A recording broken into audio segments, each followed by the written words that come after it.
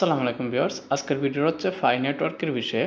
Phi network নিয়ে মানুষের এত আকর্ষণ কেন, বা ফাই নেটওয়ার্কের মাঝে সবাই এত কাজ করার জন্য আগ্রহ জাগানোর কারণটা কি, তো সেই বিষয়ে কথা বলবো এবং কিছু ইউজারদের কমন কিছু প্রশ্ন আছে সেগুলোর উত্তর দিব।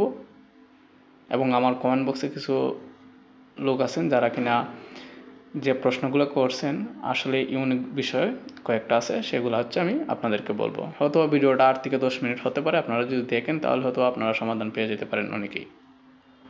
তো সর্বপ্রথম হচ্ছে আমরা ফাই নেটওয়ার্কে যাব। তো ফাই নেটওয়ার্কের প্রতি এত আকর্ষণ কেন সবার? দেখেন, ক্রিপ্টোকারেন্সির মধ্যে আপনারা যদি টেলিগ্রামে যারা এয়ারড্রপে কাজ করেন তারা সকলেই জানেন, হায়েস্ট 3 থেকে 4 মাস তারা মার্কেটে থাকে, লঞ্চ করে কয়েন দিয়ে তারা চলে যায়, বা দ্বিতীয় সিজন নিয়ে আসে, অথবা একেবারেই দেয় না, কোনো না কোনো আপডেট দিয়ে কিন্তু তারা আটকে দেয়। কিন্তু কোনো টোকেন এখন পর্যন্ত লঞ্চ করার আগে কেউ বিক্রি করতে পারেনি, কিন্তু ফাই নেটওয়ার্কটা বিক্রি করতে পারতেছেন, যার জন্য ফাই নেটওয়ার্কের উপরে সবার বিশ্বাস জমে গেছে। যারা ক্রিপ্টোকারেন্সি সম্পর্কে জানেনই না তারাও কিন্তু এই ফাই নেটওয়ার্কের বিষয়ে যখন জানতে পারতেছেন যে লঞ্চ করার আগেই আমরা সেল করতে পারতাছি, অর্থাৎ বিক্রি করতে পারতাছি একটা কয়েনের মূল্য 10 থেকে 15 টাকা করে, তো তারা অনেকে হচ্ছে টাকা ইনকামের লোভে তারা এসে কিন্তু অ্যাকাউন্ট করতেছেন, কিন্তু মূলত সম্পূর্ণ কাহিনীটা জানেন না, কিন্তু তবুও সেটার প্রতি কিন্তু তাদের একটা বিশ্বাস জমে যাচ্ছে। দ্বিতীয়ত, ফাই নেটওয়ার্কটা বাস্তবেই ফাই নেটওয়ার্ক অনেক বড় একটা প্রজেক্ট।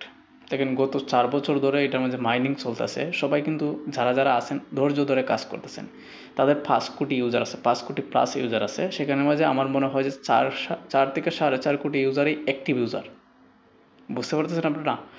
অ্যাক্টিভ ইউজারই তাদের 80%-এর উপরে আছে অ্যাক্টিভ ইউজার, যেগুলা সচরাচর যেগুলা এয়ারড্রপ আসে মার্কেটের মাঝে, যেগুলা 6 মাস 7 মাস বা 1.5 বছর ধরে আছে, তারাও কিন্তু এত ইউজার অ্যাক্টিভ করে রাখতে পারে না, অর্থাৎ তাদের আপডেট বা বলেন বা যাই বলেন না কেন তারা অ্যাক্টিভ করে রাখতে পারে না। তার মেন কারণ হচ্ছে তারা লঞ্চ করার আগে কোনো রকমভাবে বিক্রি করার কোনো পারমিশন দেয় না, বা ফাই নেটওয়ার্কটাও কিন্তু দেয় না। কিন্তু যাদের অল্প করে কয়েন সেল করেন তাদের কোনো সমস্যা হচ্ছে না, কিন্তু অতিরিক্ত যারা কয়েন সেল করতেছেন, ট্রান্সফার করতেছেন বা কিনতেছেন, তাদের অ্যাকাউন্টটা তাদের নজরে পড়লেই কিন্তু 100 বছরের জন্য বন্ধ করে দিচ্ছে। আর 100 বছরের জন্য বন্ধ করার নিয়মটা কিন্তু অন্য কোনো ক্রিপ্টোকারেন্সিতে আপনি পাবেন না, পাবেন বাস এই ফাই নেটওয়ার্কের মাঝে।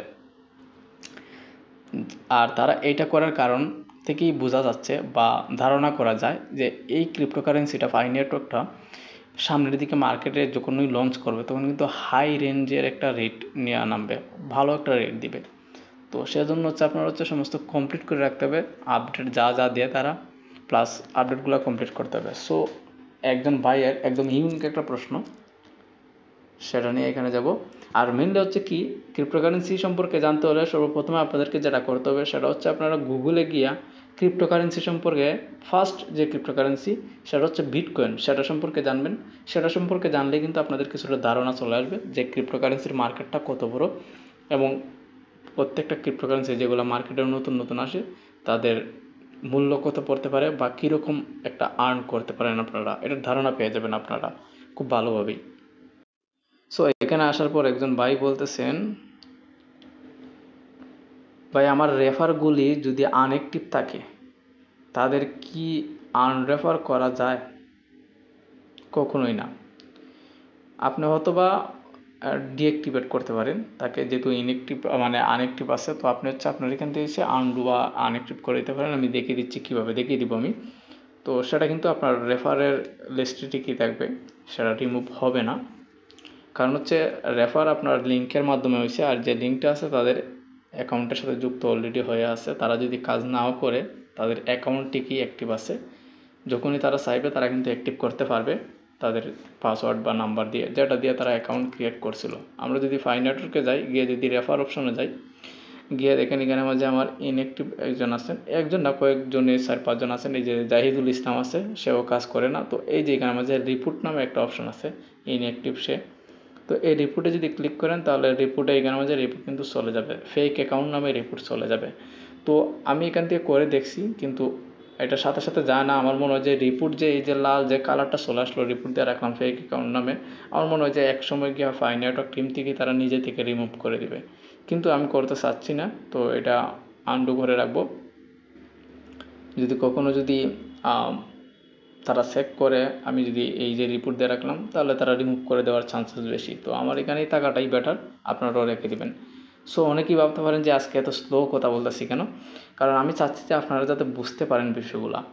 তারপর হচ্ছে অনেকেই নামের সমস্যা নেই, কিন্তু সবার সমস্যা বেশিরভাগ হয়েছে নাম এবং কেওয়াইসি নিয়ে, যেটার বিষয়ে অলরেডি আমি ভিডিও তৈরি করছি যে নামের জন্য বা অন্য আদার্স বিষয়ের জন্য কীভাবে অ্যাপ্লাই করবেন। কিন্তু সরাসরি যদি কোনো নাম ঠিক করতে চান বা নাম যদি সম্পূর্ণ নাম ঠিক করতে চান, আমার মনে হয় যে এখানে যে একটা আপডেট আমাকে দিয়েছিল বা অন্য অনেকের কাছেই আছে নেম চেঞ্জের আপডেট সরাসরি, আমার মনে হয় যে এই আপডেটটা আবারও নিয়ে আসবে। আর 100% নিয়ে আসতে হবে, কারণ হচ্ছে শুধু আপনার বা আমার না, এরকম হাজার লোকের মানে লক্ষ লক্ষ লোকের কিন্তু নামের সমস্যা আছেই আছে। কারণ যারা যারা এই ফাই নেটওয়ার্কে অ্যাকাউন্ট ক্রিয়েট করছেন, অনেকেরই ফার্স্ট টাইম অ্যাকাউন্ট ক্রিয়েট করা, তারা জানেনই না যে সঠিক তথ্য দিতে হয় বা ক্রিপ্টোকারেন্সিটা কী, এসব কেউই জানেন না।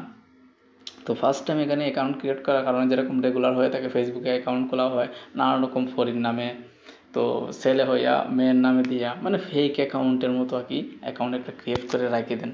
সো এই কারণে কিন্তু আপনাদের কিন্তু সমস্যাটা হয়ে থাকে। তারপর হচ্ছে আমি মাইনের চেক লিস্টে চলে যাব। সেখানে যাওয়ার পর হচ্ছে আপনাদেরকে আমি দেখিয়ে দিব। এখানে হচ্ছে সিকিউর ইওর অ্যাকাউন্টের যে বিষয়টা, এটা নিয়ে এক ভাই প্রশ্ন করছেন। এই যে এটা নাম্বার ভেরিফিকেশন হয়েছে অন্য বিষয়, যেটা হচ্ছে আপনার প্রোফাইলে, এটা হচ্ছে প্রোফাইলের জন্য নাম্বার ভেরিফিকেশন করতে হয়। আর এটা হচ্ছে সিকিউর ইওর অ্যাকাউন্ট, অর্থাৎ এই নাম্বারটা যে আপনি ভেরিফিকেশন করবেন এখান থেকে মাইনের চেকলিস্ট থেকে, এই অপশনটা যাদের কাছে শো করছে এখন করতে পারবেন না, কারণ এখন ফুললি তারা এই আপডেটটা নিয়ে আসেনি।